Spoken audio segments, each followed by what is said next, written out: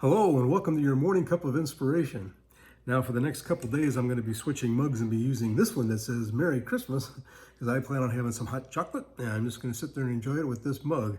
I have another one that says Let It Snow, but that's not appropriate for Florida.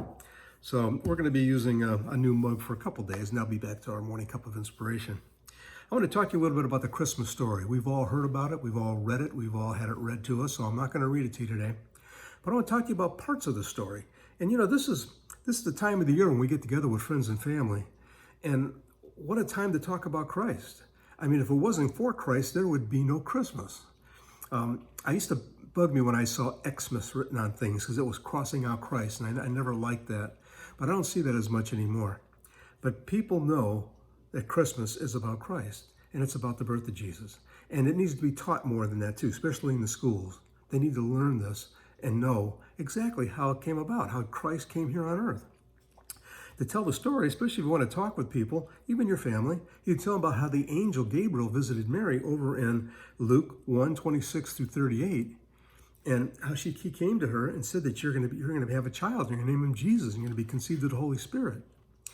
The other part that's in the Bible talks about how an angel then went to Joseph, since that was his fiance, and he planned on just keeping it quiet, and they'll go off, she'll have the baby, and they'll divorce her.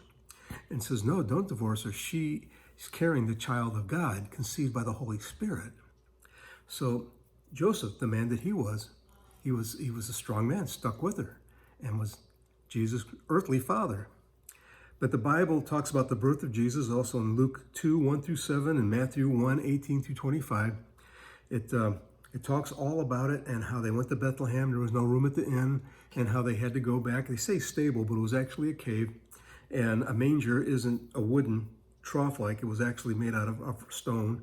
And it's so appropriate to how Christ died too. And that's a whole other story that I can get into. But there's so many parallels when he was born and when he died.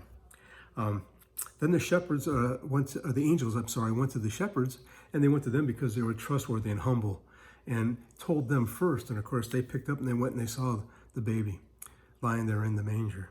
Then you had the visit of the wise men. That's Matthew 2:1 through 12.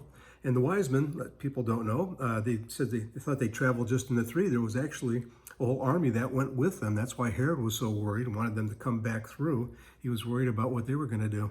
A lot there, and especially in the oils and the frankincense and the myrrh and the gold, what they brought and the meanings of it. And then, of course, the birth of Jesus.